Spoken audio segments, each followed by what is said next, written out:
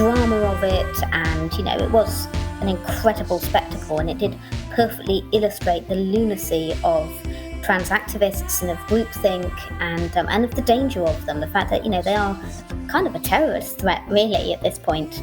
I think she was an absolute genius to do it like that. To firstly to try and empower ordinary women who have been totally shut out of the conversation.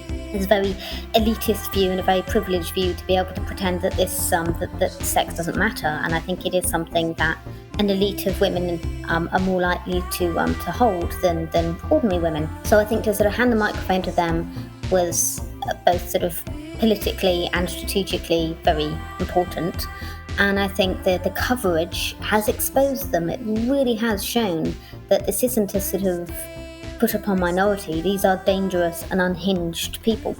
Welcome to the New Flesh Podcast, the podcast you deserve. My name is Jonathan Asher. I have to think about that. And with me is Ricky Allpike. How are you, Ricky?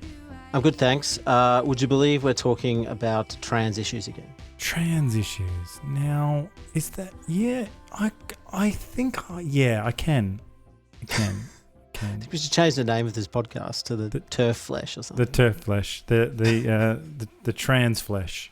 The Trans Flesh. Welcome to the Trans Flesh. Yes, welcome to the Trans Flesh podcast.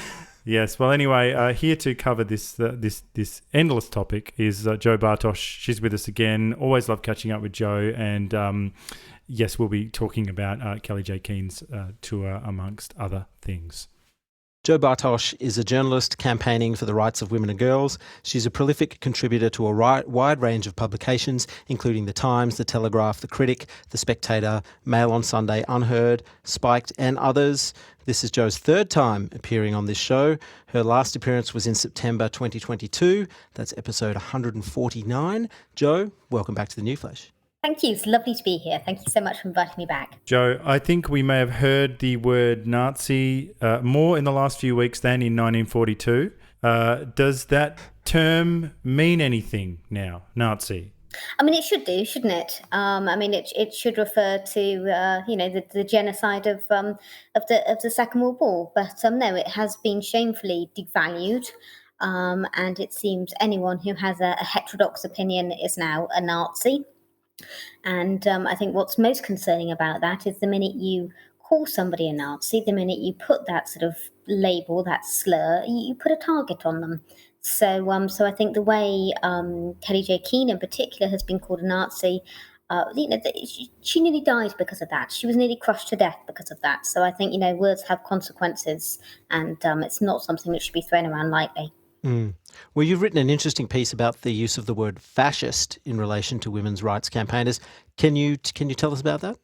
Yeah, certainly. So I know that when Kellie-Jay Keen came to speak in Australia, there was a sort of fairly polarised reaction, and unbeknownst to her, and to any of the organisers, a group of, I won't call them Nazis because, the Nazis were an actual thing. They're neo-Nazis. And I did watch one of their podcasts, and they are quite bonkers. I mean, vile views.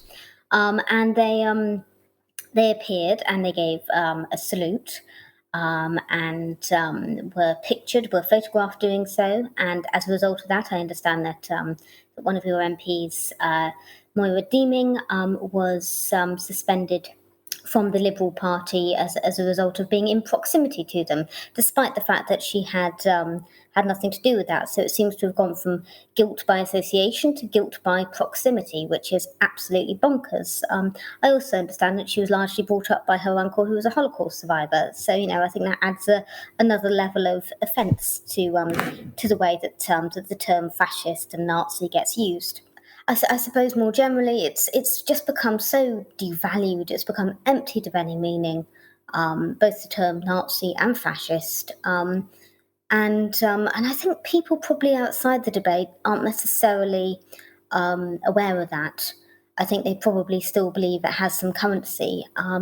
But what does worry me is that, the more you devalue it and the more sort of you destigmatize it in a way, the sort of tiny minority of people who genuinely are dangerous probably will benefit from that as well. Well, there were some people who self-identify as Nazis who rolled up, and we will talk about Moira Deeming's case a little bit later. But I've been thinking about it, and do you think that the overuse of these terms, particularly by the trans rights activists that we've seen, and that crowd, I mean, I'm not sure what to put it down to. Do you think it's in part due to, and I'm not being funny here, to a sort of a lackluster education, self or otherwise, about history and politics?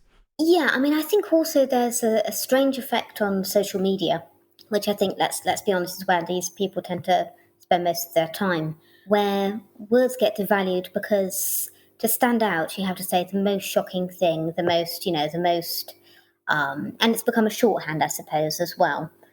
For anyone I disagree with. So I suppose maybe that sort of escalation online where, one person condemns it, another person says it's abhorrent, another person says, I mean, you get these sort of strange connections. So when the conversion therapy bill was being discussed in the UK, every single politician came out and said the word abhorrent, which is a fairly unusual word. So it's clear that A, they'd been briefed, but also it was, the most dramatic, the most sort of shocking word they could think of, and it sort of became connected with that cause.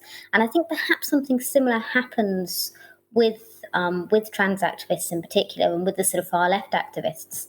It's not just enough to say, I disagree. You have to sort of dehumanize and smear opponents, and I guess it's a very effective and quick way of doing that, and it's sort of the most shocking term you can throw out there. And I think, conversely, from the other side, perhaps paedophile fulfills the same sort of role. It just puts somebody beyond the bounds of what's socially acceptable very quickly. Yes, I tend to agree. Well, we recently had a women's rights campaigner, Kellie-Jay Keen, who you mentioned before, here in Australia and New Zealand, on her Let Women Speak tour, which you've written several articles about, and we'll talk about those. But I just want to set the scene in case someone's been in a coma. There were a series of public free speech events, open mic style, in which women could say whatever they needed to say, including, but not limited to, that women don't have penises. There were events in Sydney, Brisbane, Perth, Adelaide, Melbourne, Hobart, Canberra, and in New Zealand, Auckland and Wellington, which was cancelled. Every single one of these events featured counter-protesters and some kind of police presence. Before we drill down into specifics, Jo, I just wanted to get your big picture reaction to the tour and the subsequent fallout. And perhaps the second part of the question would be, what's the reaction been like in the UK at large? I mean, I know that Kellie-Jay has just given an interview on Tucker Carlson, which I understand has got the sort of largest viewing figures of any channel in the US, or of any program rather in the US. So, it has made an impact. And interestingly, though he's a conservative himself, or, Republican, I know that I think around a third of his viewers are actually Democrats. So I think this is actually quite a useful, I think that the drama of it, and it was an incredible spectacle, and it did perfectly illustrate the lunacy of trans activists and of groupthink, and of the danger of them. The fact that they are kind of a terrorist threat, really, at this point. I think she was an absolute genius to do it like that. To firstly to try and empower ordinary women who have been totally shut out of the conversation. It's a very elitist view and a very privileged view to be able to pretend that this that sex doesn't matter. And I think it is something that an elite of women are more likely to hold than ordinary women. So I think to sort of hand the microphone to them was both sort of politically and strategically very important. And I think that the coverage has exposed them. It really has shown that this isn't a sort of put upon minority. These are dangerous and unhinged people. Did the tour go how you thought it would? Like, were you surprised by the way the events seemed to get nuttier and nuttier as they progressed? Like, there was noise disruption and chanting, then people snatching the mic. That happened in Melbourne. Then the Nazis rolled up. Politicians flinging themselves to the ground, and and New Zealand seemed to have everything, including storming the stage where Kellie-Jay was, and surprisingly not much police. Did you think it would go that way? I didn't, but I should have. In retrospect, I mean, it's easy, isn't it, in retrospect? But it does seem, particularly, I think, the reaction from your Liberal politicians, I think that sowed the seeds for what happened next. So I think there was a chance she could have continued her tour, and that it could have gone off, if not peacefully, with less of a threat to life. I think the fact it didn't is something that can be laid directly at the door of Passetto and Dan Andrews. Yes. I think had they not had smeared her and sort of ratcheted up the drama and the tension, had indeed the New Zealand Prime Minister have had robustly defended her right to freedom of speech rather than a sort of mealy-mouthed, oh, well, we have to grant her a visa, really.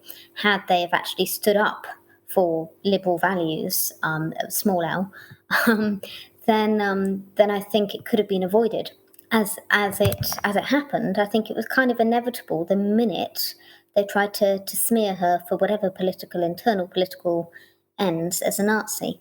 I think that set everything in motion. That just made it very easy to dehumanise her, dismiss her arguments, and make it something that even the police weren't prepared to defend. And I do think the police have become politicised.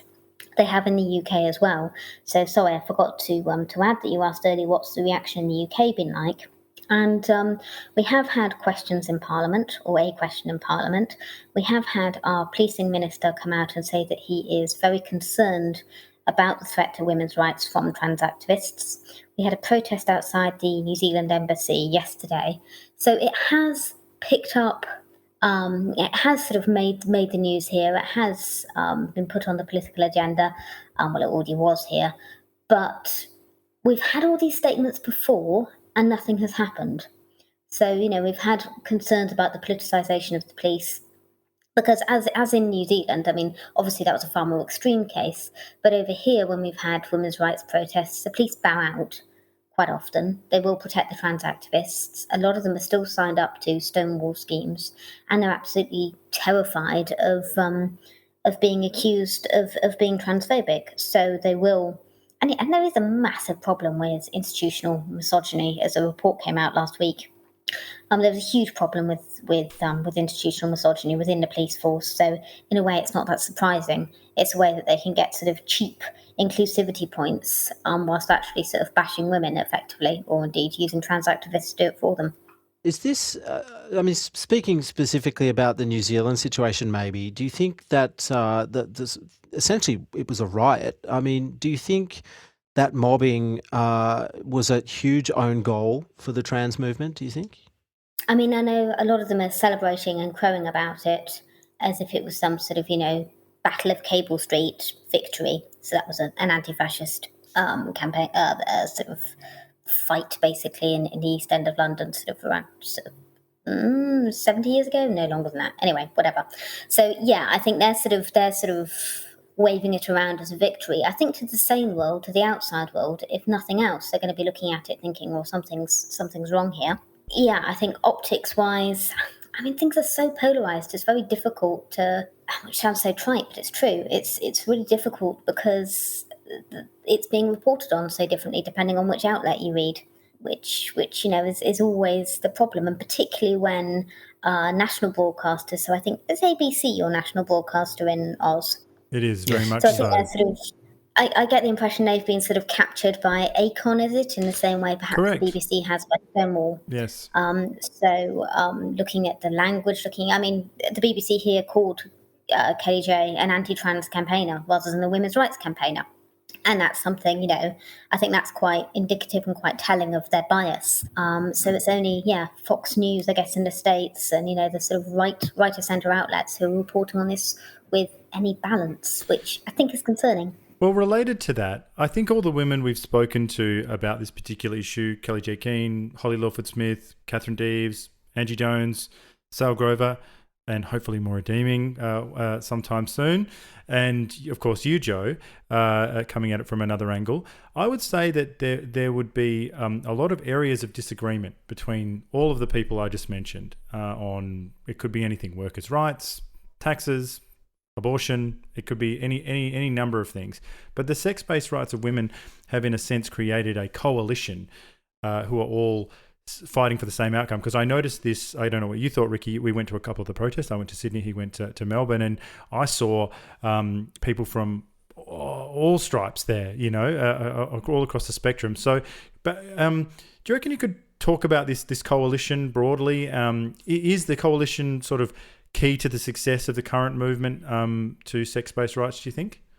I mean, something it puts me in mind of. So I've seen some people in Australia and New Zealand, and indeed when Kellie-Jay went to the US, saying that it's a form of imperialism that she was sort of seeking to teach people in these countries who couldn't do it for themselves.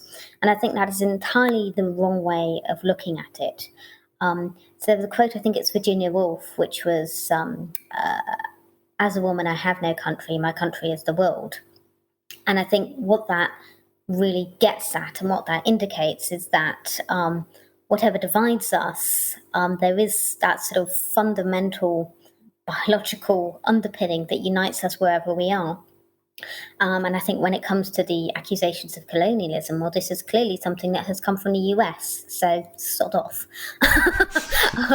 essentially. I guess with the sort of broad sort of coalitions that have come about, it's stopped me being so narrow-minded. Looking back, I can see that actually I was quite sniffy about religious people, about anyone who didn't share my particular brand of progressive values, and it has opened my eyes. It's made me question things, which can only be a good thing, and I'm presuming that goes across the board in other directions as well. So I think it has opened up conversations. It's made us realise what we have in common, and perhaps undone some of the damage that social media has done, in that there is more room for nuance, for debates, for disagreements within the sort of broader coalition. I know in the UK there are, and I think in the US there was, actually no, in Australia as well, because there was that letter, wasn't there? Sorry. I think there was some on the very far left who happen to know what sex is, who object to broader coalitions. But I think they're preaching to a diminishing choir. Well, I also wonder if this can sustain over time, because I always think of the final scene of The Breakfast Club. They all come together, and I wonder on Monday, will they all still be friends? Or will the old loyalties come about? I think it might have made us all a bit more open-minded. I really do. I think, when this, I don't think this is going to end anytime soon. I keep sort of thinking, that must be it every time anything sort of dramatic happens, but it never bloody is, and I think it will take a long time to unravel. I think it's made me more critical of the faults of those I used to see on my own side, and so I don't necessarily think that we will go back to the same tribes, or that we will go back to the same way of thinking, I hope. Yeah, well, I've been thinking more and more about what happens if the fight for women's spaces and sex-based rights fails. And I think of countries where women aren't allowed to leave their house without a male family member as a chaperone, for instance. Do you think a lot of women will retreat out of public life if self-ID isn't wound back in some way? Is that the danger? So in a way, I think the arguments, or the sort of distilling of arguments, is about things like services like toilets, and all the rest of it, are slightly overplayed. I think it's a useful sort of symbol, but maybe I'm just talking from my own experience. But I mean, if I'm honest, I'm not massively concerned about being attacked in the toilet, but it's still just, I feel fundamentally undignified.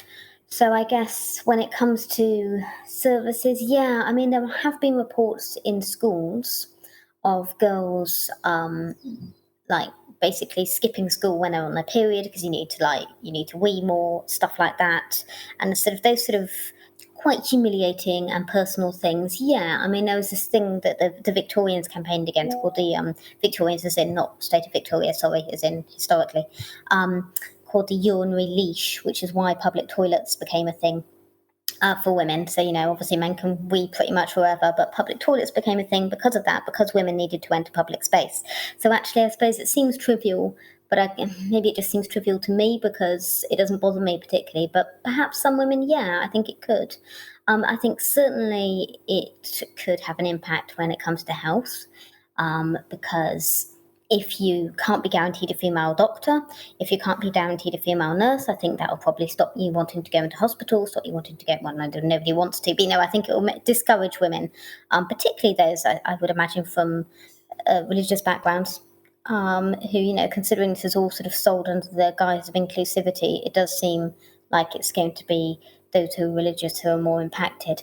And then there are things like leisure things, like it's called the Hampstead Women's Pond, and that's become mixed sex effectively. There is actually a mixed sex pond as well, but of course the men who identify as women don't want to use that because it's not validating. So yeah, and that was used, and particularly by a lot of Jewish women. So it's in North London, and I know there have been reports that quite a few of them aren't using it anymore because of men. So yeah, actually, sorry, it's a very roundabout answer and a very rambling answer, because I was trying to think what I would think and what other people would think. But I guess yes, it probably will have an impact. One lady that got up to speak at the rally in Melbourne came from sort of a healthcare background, and she mentioned that a lot of people who have English as a second language or don't have much English, immigrants, find it hard with the language change when they get, say, a notification saying that they need to get a pap smear or something, or uterus havers, or that sort of strange language is a bit hard to understand for immigrants, which I never thought of it that way. But that's sort of another way in which this gender ideology will have quite a dramatic, or could potentially have quite a dramatic influence on people. Yeah, absolutely. And still, I think it's still a majority of women don't know what a cervix is, don't know what a vulva is. There are basic biological things that most women still don't know. And, there are issues with literacy even amongst those who have English as a first language. So, yeah, it is I think this is part of it being such an elitist thing, sort of pandering to this particularly, I think, privileged tiny minority. Well, I'd like to drill down a little bit into the New Zealand case, partly because it was just so mind-bending. But basically, in New Zealand, we saw some of the worst behaviour of Kellie-Jay's time in Australasia. The counter-protesters threw items. They doused her with what we now know as juice. They punched a 70-year-old woman in the face. I saw signs with the usual signs with aggressive language like "suck my dick." I saw a large, what I'm guessing is a drag queen or something, whatever, elbowing a man in the face when Kellie-Jay was trying to escape. It seems that so shall we say the TERFs in Melbourne are being tarred by the unrelated presence of sort of cosplay fascists, but the more direct actions of the counter-protesters in New Zealand and elsewhere is being willfully ignored. Why are the TRAs seemingly protected from being tarred by their worst elements? Because I think it also should be noted that there were Greens politicians, maybe some Labor, but I think mainly Greens is what I know of, who seemed to be very at home amongst the crowd in Hobart, for instance, and there was one in New Zealand as well. So yeah, the question is, why do you think that there's this protective ring around what is a pretty objectively bad behaviour? Maybe my take on this is reflective of the fact that I write and I'm a journalist, but to me it's indicative that it just doesn't fit the narrative.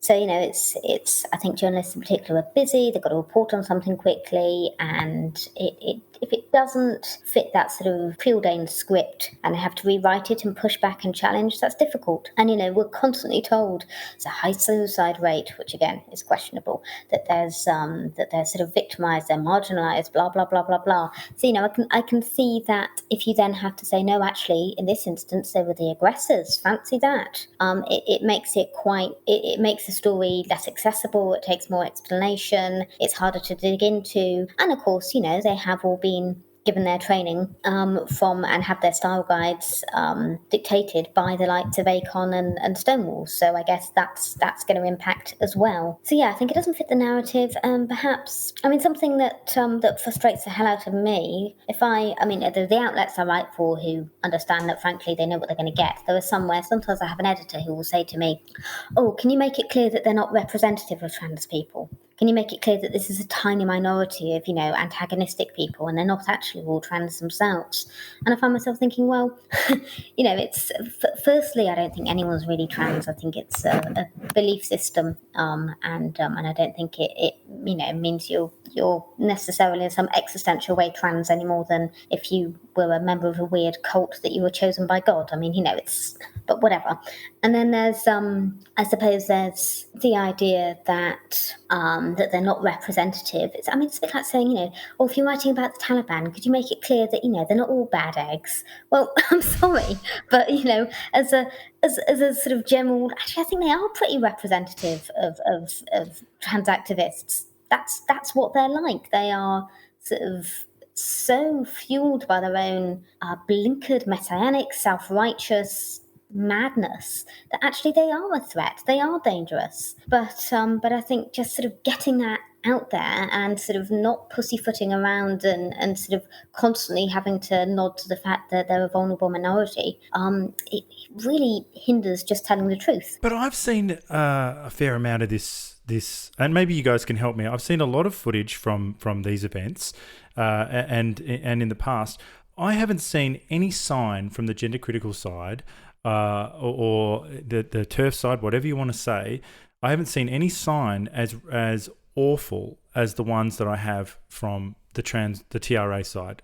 Like, it is. I think it's fair to say it is common to see "suck my dick" or "lady dick" or whatever you want. Violent, horrible, like probably some of the worst stuff you could say. Like, if you like, and the people holding it are often not the people you would expect. The latest one was just some woman who looked like she just worked at a library, and I was just like, it's so shocking. Well, she probably does, but I don't understand why this. I haven't seen that reported even like in any outlet. There's been not one image where someone said, or the people next to them have said, you know what, you shouldn't even be here. That's the worst thing I've seen all week. Get out of here. Yeah, I suppose there's probably a taste of decency thing as well when it comes to what can be reported. I think sometimes that hinders things as well. So I know I couldn't believe one of your MPs calling, essentially using the C word in Parliament. What? Absolutely bonkers. So I guess they are so extreme. I also think the sort of pornographic driver for this means that you do get, again, a ratcheting up of language and an urge to be sort of, more visceral, more shocking, more sort of, I think almost there's like a desensitization that goes on with that means perhaps it isn't as shocking to them to say, "suck my dick."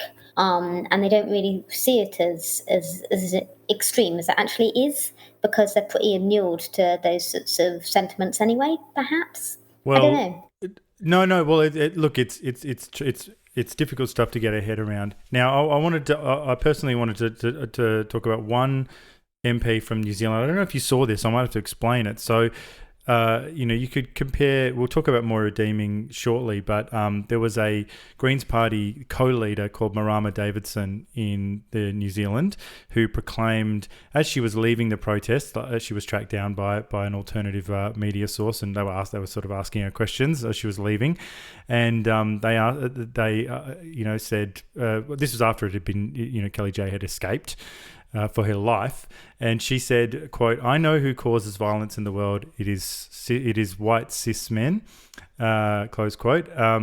Which is, I'm not defending white cis men here. That's a discussion for another time. But we'd have to look at the data. Maybe she's right, maybe she's not. I think she got herself into some hot water in New Zealand because it revealed some rather awkward statistics she didn't want to perhaps talk about. But the point here is that we have an MP who attended the successful shutting down of a free speech event that featured documented incidents of assault, making broad assertions about her neighbours, friends, constituents, colleagues. She's been lightly admonished by some, including the PM, but the idea of expulsion or suspension was never on the table, unlike Moira, who perhaps we'll talk about next. This woman knew that she could do or say what she wanted if she was surrounded by pink and blue flags. You know what I mean? Like, there's something about the smirk on her face is says it all as well. She's saying, I know people who've hide their identity, who Guy Pearce made a grovelling apology just today because he said some comment about, he posed a question about where maybe trans people might want to... Actors should act. Yeah, that's right. And so everyone is it's pretty serious. And so I just wanted you to explore this idea of this, it's like she's got the cheat codes on or something, She knew she could say whatever she wanted, in this space, and no one would run with this narrative. No one would say would suspend her. No one would kick her out of her party or question her on a broad statement that she made leaving or anything like that. But she also said the quiet part out loud as well. Like, she said men, and a lot of the trans rights activists there are men, Awkward.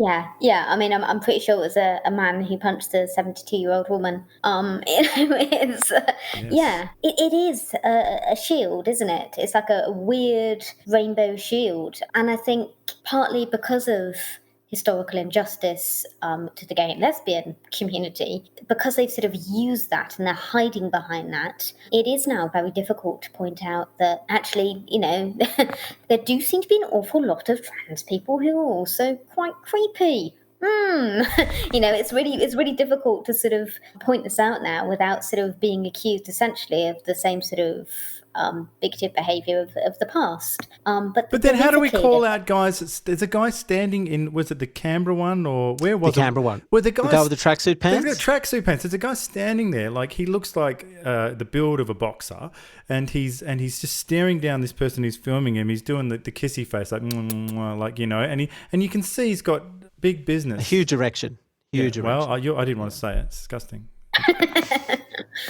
So, yeah, I mean, clearly they get off on it because it's about power. The whole, we don't want to go sort of too far into the mindset of it, but I think there's been some really interesting feminist analysis about the fact that for these men, not only do they objectify women and sort of want to inhabit their version of what a woman is, but it's also their version of what a woman is about submission, because arguably the whole construction of femininity is about submission. So, whether it's wearing painful shoes that make you vulnerable, that you can't walk in. I've seen it. We saw India Willoughby, who's one of our most obnoxious and thankfully enjoyably thick trans activists here in the UK, and he was talking about how he'd bound his feet to wear a smaller pair of shoes. I mean, that is like archetypal kind of geisha style female idea of submission. It's also revolting when when you think about the sort of historical implications of that for the women in China who had their feet broken and were disabled by it. So it is, so much of it is about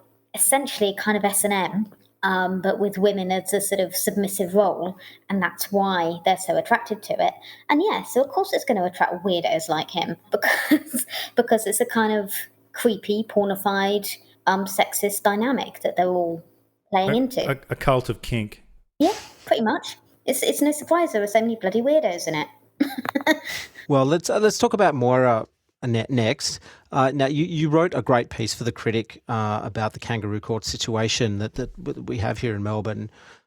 So basically, Moira Deeming, she's a Liberal Party MP, and she attended the rally, and she read out a statement from a Muslim friend that was too frightened to speak personally at the event. And, she's been denounced now by the Liberal Party, by the leader. And there were calls to throw her out of the Liberal Party, but they've walked that back a little bit. She's been reprimanded with I think a 9-month ban, and she has to sit on the backbench, I believe. On the naughty step. Yes, it is very kind of primary school reprimand, isn't it?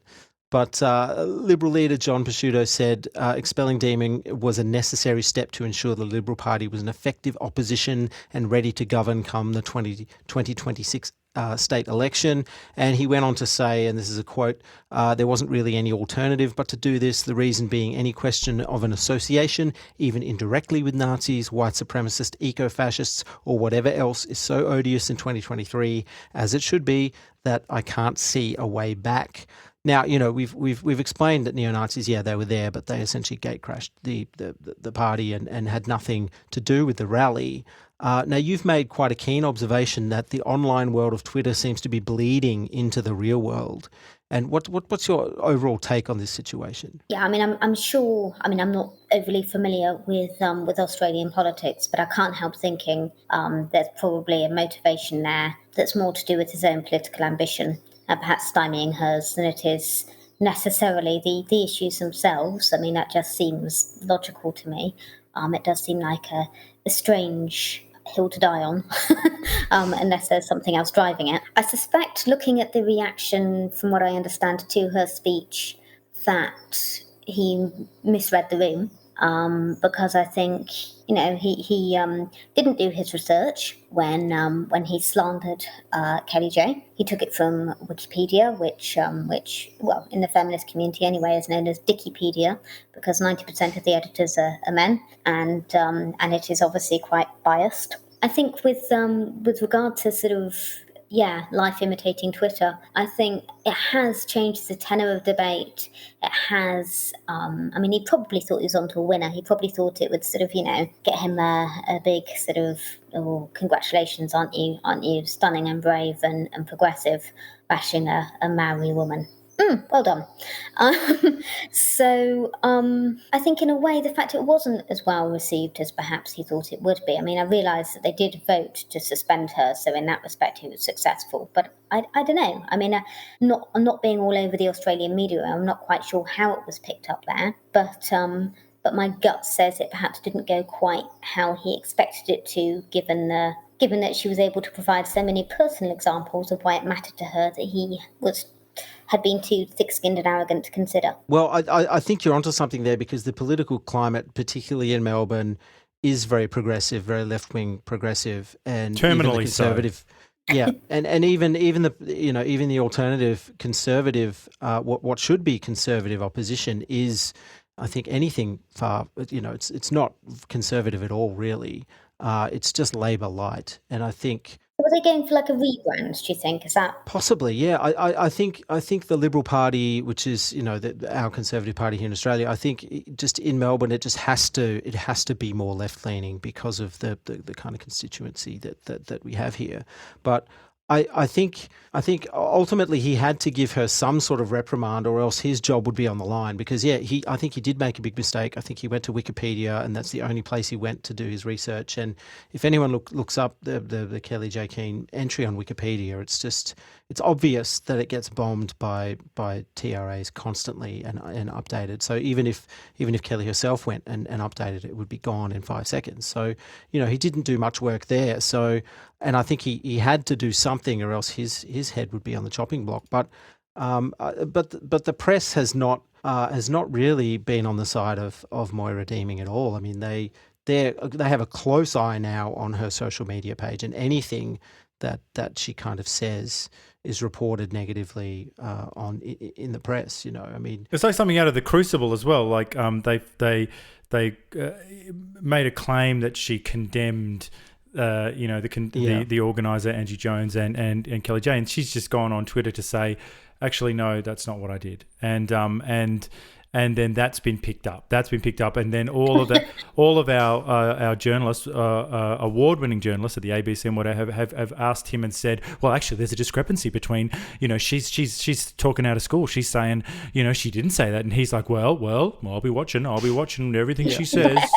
For God's sake. I saw some reporting on Sky, which actually seemed quite balanced. But I'm afraid I'm pretty ignorant of Australian media. I am sorry. I feel like I should have done my homework. But maybe the broader point, Jo, like all I've seen out of this is a range of women getting told what's what. So if you're a politician, then you will be defamed and kicked out. Again, your income and salary will be turned off, or the threat of it will be put there. If you're again Angie, who is associated with setting it up, again defamed, told to shut up, to go away. If you're Kellie-Jay, you'll have stuff poured on you. If you're the women who we're trying to hear more about, the women who spoke, we don't know the fallout of their lives of being on those live streams, or the women who tried to, when Kelly got out, what about the women who were left behind with all the crazies? So yeah. I just want to know what you think of this, like this chilling effect over and over again. We're just seeing, it doesn't matter what job you have. Doesn't matter how high up you go. Like if you went onto Twitter right now and you said certain things, then wouldn't the same mechanism, the Matrix-like mechanism, just kick in, and it would just start, and you'd be done with? Yeah, I guess sometimes I feel like we've been here before, in that every time there's been a push for women's rights, whether it's the vote or whatever, there has been huge pushback, which I think gets forgotten now that everyone's sort of lionizes the suffragettes and the suffragists and all the rest of it, and people get very excited about it and don't realise that actually they were deeply, deeply unpopular. Which I think really, if you're going to take a message from it, you should probably take that. That they were sneered at, they were derided, they were hated. But I suppose the difference is then a lot of them didn't have as much in a way to lose, whereas now, we've got work, we've got jobs, we've got it's hard, it is more difficult. So, well, maybe thinking about it as well. What can we do? You know what I mean? Like it's just so. To me, the message, as I say, that was sent was shut up. Don't say anything, and you'll lose your job. And I'm not quite sure how we break through how people are allowed to say what they believe. Maybe there's a broader point there. Yeah, but also I feel like the average person in the street would agree with the kind of trans skeptical community on a lot of issues surrounding trans ideology, and we could use that support in the fight, but I think it's that unbiased message. How do we get an unbiased message to those people to help in the fight? It's almost impossible. Yeah, I guess it's common sense. And the thing that I find very frustrating is how many people say, "Oh, it's all so complicated now," when it isn't. And I think particularly, okay, this is a massive stereotype, but I think of Australia, and I'm full of ridiculous stereotypes. So obviously it's giant spiders and all the rest of it, and sheep farmers. And you think, well, anyone who's worked on a farm knows that sex is real. I am sorry about stereotyping Australians, but you know what I mean. You just think it's just so patently obvious that, of course, the majority of the population are going to be on side, are going to understand this, are going to realise that, every single one of us came out of our bloody mothers. So, yeah, I guess sort of how do you get that? How do you reach those people? Well, I suppose most people aren't political, aren't really engaged, are just carrying on with their lives. Particularly those who've got families, so I suppose you've got a tiny minority of people on both sides who are actively engaged, and most people just want to be nice, and I can see why it's easy to get dragged in and to look at sort of inaccurate historical parallels, which have been sort of very effectively weaponized. And the other thing is there is a huge industry pushing this, so it's not just sort of getting the message out, it's countering a propaganda machine. Because obviously it makes pharmaceutical companies a lot of money. And also, I think it's worth bearing in mind that our elites, our sort of thought leaders, those who we sort of follow, are more likely to be pulled into this because they're that much more distanced from the everyday world. So, you look at the number of celebrities who have got trans kids, and it is quite astonishing. But at the same time, not all that surprising because, of course, they're a bit detached and can sort of play around with identities because it doesn't really matter to them. So I guess looking at the sort of what we're fighting, not only apathy, not only political disengagement, not only people, legitimately having important shit to get on with in their own lives, that makes it really hard. And when you have such sort of insane censorship on social media. Like, I know that if I go on Twitter and say trans women are men, that's it. Even under Elon Musk, I will have my account deleted. And that's ridiculous. And, in the UK, certainly there are politicians who use, like, turf blocker, so that they don't even have to see the unpleasant opinions. Again, I think that's part of the Is that problem. an actual add-on you can put to Chrome, is it? Yeah. Wow. Well, I don't know if it's I don't quite know how it works, but it's and then there's a thing called Shingami eyes. Have you come across that?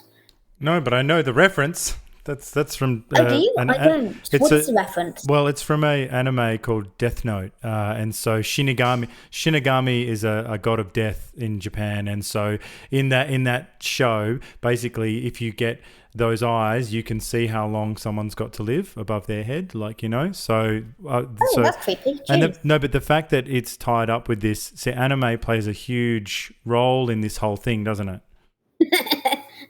Almost like they were like a bunch of porn-addled wankers. Yes, that's Sorry, right. I'm not. I know anime is not, but you know what I mean.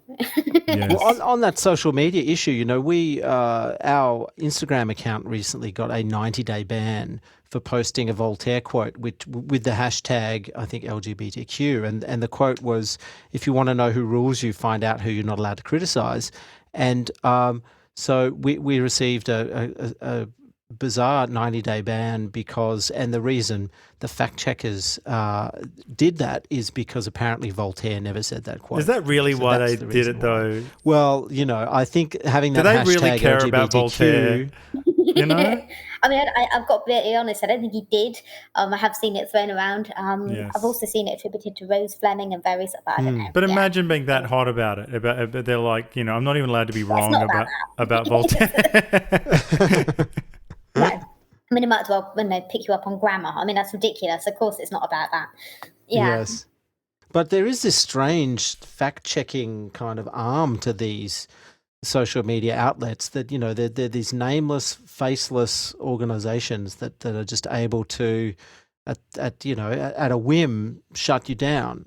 I think some way we need to shed a light on these people. Yeah, and I mean, I think particularly they were sort of really empowered during their pandemic. Which, of course, yeah. I think those sort of techniques were really sort of swung into action then, of these impartial people who, supposedly impartial, who weren't, who might have, looked things up on Google rather than actually had any fucking medical qualifications themselves, suppressing the debate for the greater good. And I think, the minute you do that, you get rid of the liberal values upon which we all depend. It is absolutely fucking terrifying. But I guess it's probably not going to be fought as hard in the online world as it is in the real world.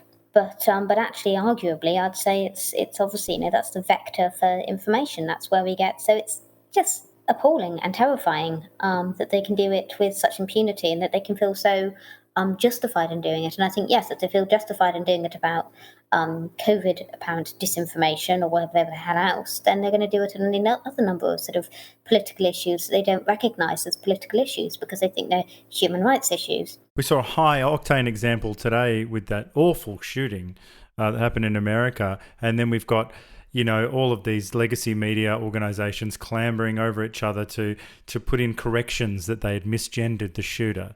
Yes. Yeah, I mean, that was just dystopian. Absolutely mad, isn't it? I mean, weirdly, our BBC reported that as by a woman straight off, and I was like, the thing is, though, I shouldn't have to kind of double think and sort of not trust mainstream media outlets. But even as a journalist, no, I know enough not to, because I know full well that they will be using style guides which are developed by lobby groups. So when it came to that. So I understand it's actually a woman who thought she was a man, well, at least that's the sort of what seems to be the case. And I do think it's really interesting, when you compare that to, for example, Brianna Gray, who was a teenager who was murdered in the UK, and he identified as trans, and he was murdered by other teenagers, a boy and a girl, or I shouldn't say that. Sorry, no, they are on trial. And he was reported everywhere as being female, as being a girl, and it was weaponized massively by the trans lobby, who said it was a transphobic killing. We don't know what the motivation was, but there's no evidence to suggest that it was because of that. So, they're very happy to sort of talk about trans status when it suits the political cause, when it suits the idea of trans people being victims, when it fits that narrative. When they're sort of considered to be perpetrators, that suddenly we revert to sex-based language, and the BBC, yes, referred to her as a her. Why is that? How strange. And yes, now they're all getting tangled up. It's absolutely fascinating, sort of watching what happens when you deviate from the truth. Well, it's so ridiculous because, you feel like someone in the room needs to look at the editor or whatever, and say, just before I change the gender, flip it back or whatever, just to be clear, this person is the killer of the children. I just need to be 100% clear that they definitely killed the children, and then people are like, yes.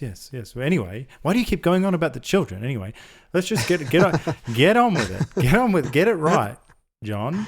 Well, while we still have you, Jo, you recently wrote an article for Spiked about a trans woman who goes by the name of Barbie Kardashian. Can you tell our audience just a little bit about this story? Yeah, it's a horrible case. And actually, just looking at the court reports and doing the research was horrible. So I think he was born Alexander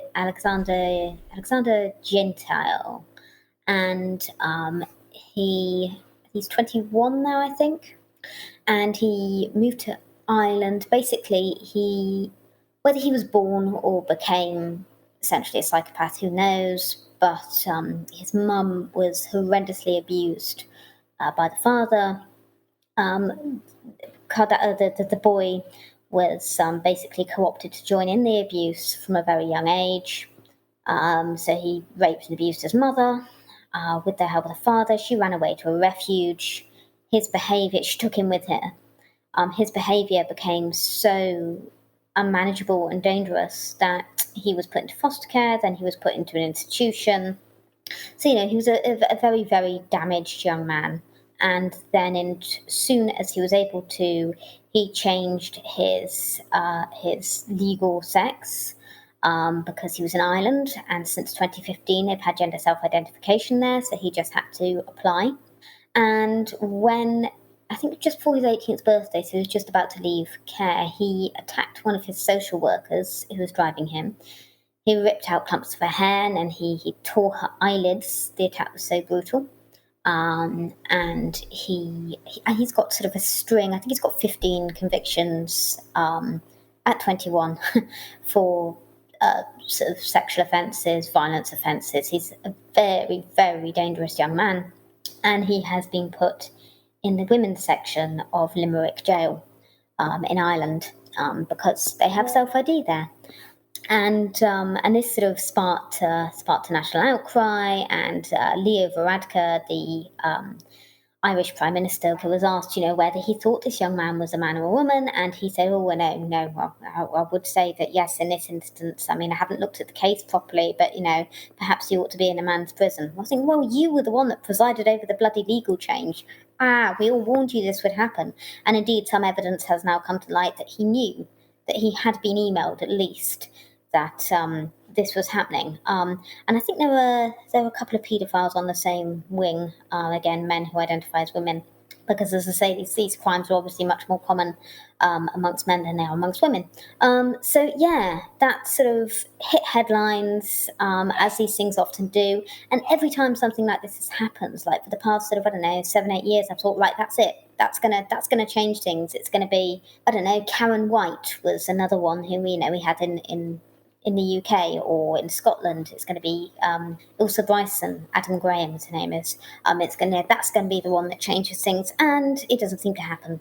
Everyone seems to be a bit shocked and go, "Oh, it's just an anomaly," and not realise that actually no, it's not an anomaly. It's part of a bloody pattern, because psychopaths in particular are going to use whatever tools are available to them to game the system, because that's what dangerous people do.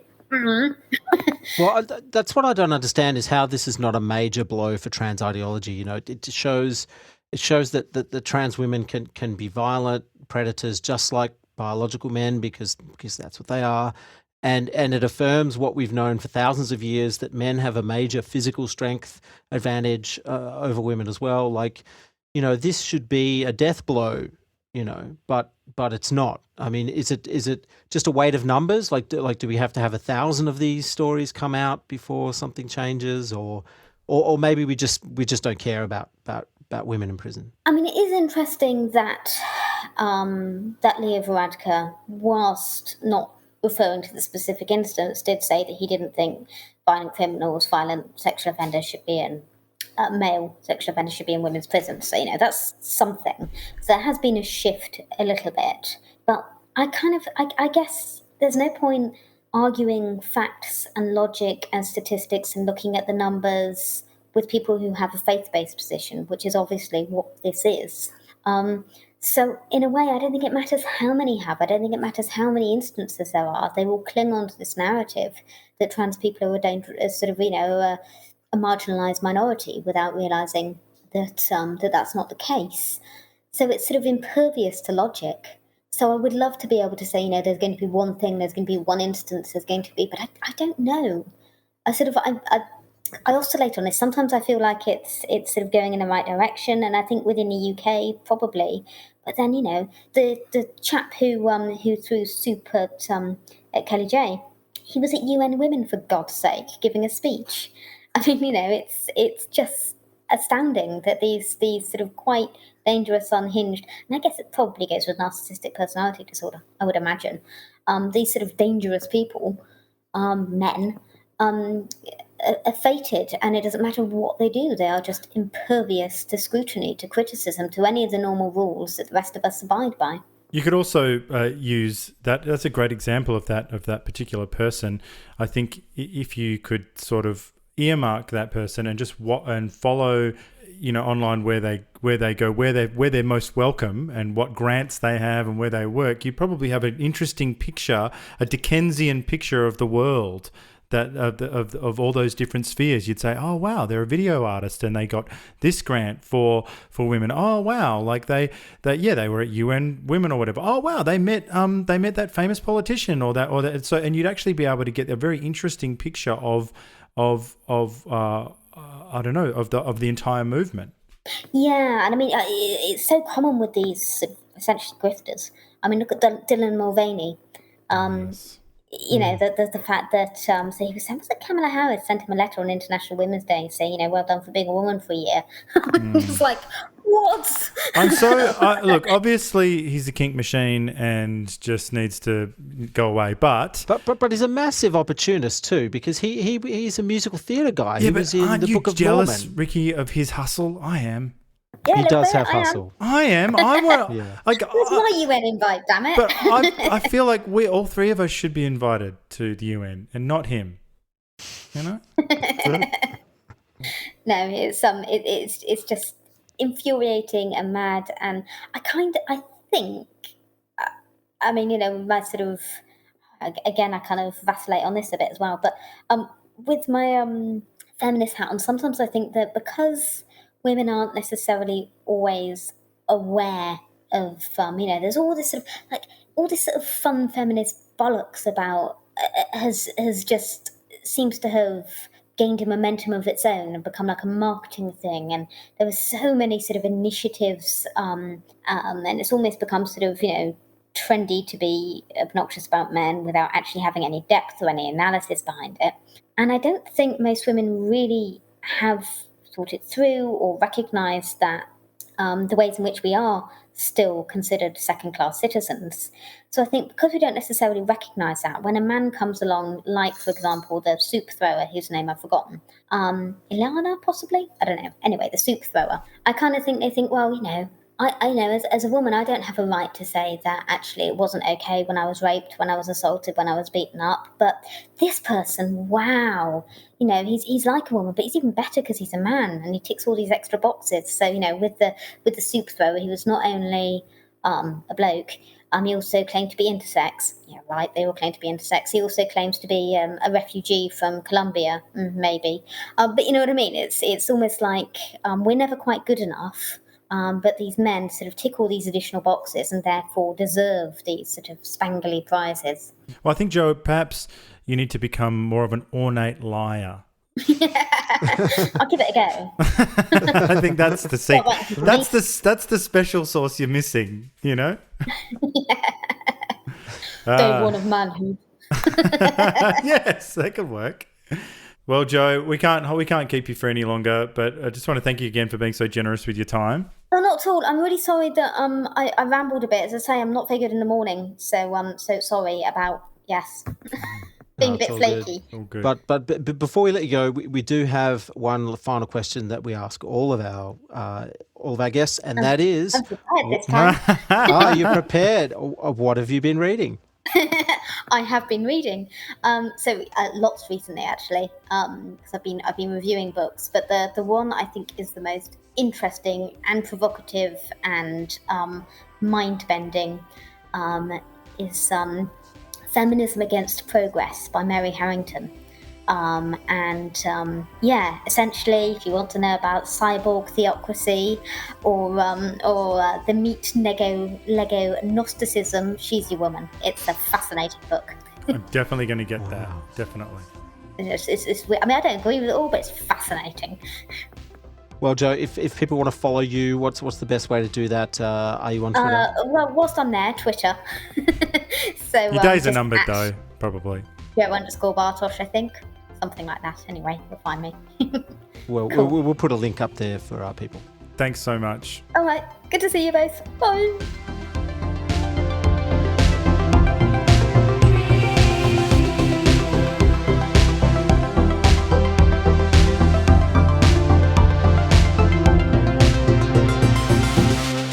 Thank you for listening to the New Flesh podcast. If you like our work, please consider rating us on Apple Podcasts or even writing us a review.